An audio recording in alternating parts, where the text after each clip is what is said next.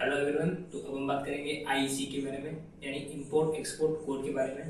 तो जान लेते हैं इसका मतलब क्या होता है, ये कहाँ पर काम आता है, किस किस को इसके लिए अप्लाई करना जरूरी है और गवर्नमेंट ने आईसी मैंडेटरी क्यों कर रखा है।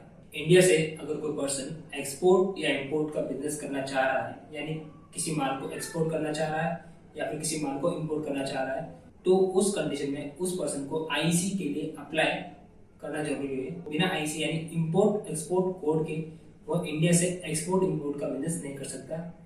यानी अगर किसी पर्सन को किसी माल को फॉरेन में एक्सपोर्ट करने का बिजनेस करना है या किसी माल को फॉरेन से इंपोर्ट कराने का बिजनेस करना है तो उसे आईसी लेना जरूरी है। लेकिन सर्विस के केस में ऐसा नहीं है। ये मतलब अगर कोई पर्सन फॉरेन से कोई सर्विस इंपोर्ट कर रहा है या फिर फॉरेन में किसी को कोई सर्विस प्रोवाइड करा रहा है यानी एक्सपोर्ट कर रहा है, तो उस कंडीशन में उसे आईसी यानी इंपोर्ट एक्सपोर्ट कोड लेने की कोई जरूरत नहीं है। वो बिना इसके भी अपनी सर्विस एक्सपोर्ट कर सकता है या फिर कोई सर्विस इंपोर्ट कर सकता है। पर अगर वो गवर्नमेंट बेनिफिट लेना चाह रहा है तो उस कंडीशन में उस पर्सन को आईसी के लिए अप्लाई करना जरूरी होगा। अगर उसे गवर्नमेंट बेनिफिट चाहिए, गवर्नमेंट बेनिफिट मतलब जनरली जो एक्सपोर्ट बिजनेस से रिलेटेड जो कंपनीज होती है उन्हें कुछ एक्स्ट्रा बेनिफिट्स भी देती है, जैसे इंसेंटिव्स, यानी जो जितना माल एक्सपोर्ट किया उसका कुछ परसेंट आपको वापस गवर्नमेंट एज ए इंसेंटिव देती है आपको। आईसी में एक कंडीशन ये भी है, यानी अगर कोई पर्सन सिर्फ खुद के पर्सनल यूज के लिए फॉरेन से कोई चीज इंपोर्ट कर रहा है या फिर किसी को कोई चीज एक्सपोर्ट कर रहा है पर्सनली एज ए गिफ्ट, तो उस कंडीशन में उसे आईसी के लेने की कोई जरूरत नहीं है। वो बिना आईसी कोड लिए ही वो चीज कोई चीज एक्सपोर्ट कर सकता है या फिर कोई चीज इंपोर्ट कर सकता है एज अ पर्सनल यूज या as a personal gift. IC का सबसे बड़ा बेनिफिट यही है कि इसको फ्यूचर में बार बार रिन्यू कराने की कोई जरूरत नहीं पड़ती, यानी इसको सिर्फ एक ही बार अप्लाई करने की जरूरत पड़ती है। अप्लाई करने के बाद ये एक लाइफ टाइम डॉक्यूमेंट होता है।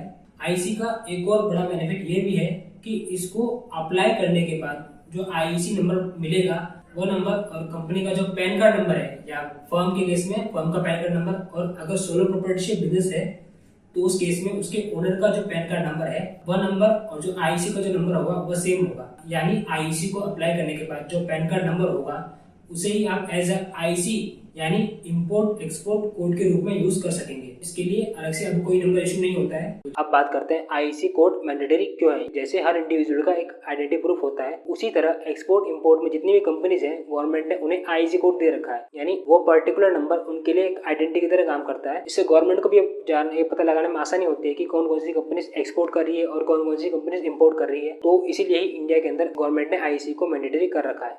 अब बात करते हैं आईसी के यानी इंपोर्ट एक्सपोर्ट कोड के लिए अप्लाई कहाँ से करते हैं। आईईसी यानी इंपोर्ट एक्सपोर्ट कोड को अप्लाई करने के लिए आपको डीजीएफटी यानी directed journal of foreign trade की वेबसाइट पर जाकर अप्लाई करना होगा। तो अब देखते हैं आईसी अप्लाई करने के बाद जो आईसी नंबर मिलता है वो कैसा होता है।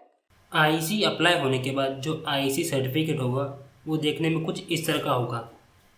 इसमें सबसे पहले है कंपनी का नेम, यानी कंपनी का नाम क्या है। सेकेंड है कंपनी का एड्रेस, और थर्ड है वो पर्सन जिसने आईसी के लिए अप्लाई किया है और उसकी डेजिग्नेशन, यानी वो कंपनी में किस पोस्ट पर है। तो इसके बाद सीधे बात करते हैं जो इसमें सबसे इम्पोर्टेंट है, वो है आईसी नंबर, जो कि सेम है जो पैन कार्ड नंबर कंपनी ने दिया है, जो आईसी के नंबर के नीचे दिया हुआ है। इस एग्जांपल में आप देख सकते हैं कि जो पैन कार्ड नंबर कंपनी ने दिया है वही नंबर आईसी के रूप में उन्हें वापस मिलता है।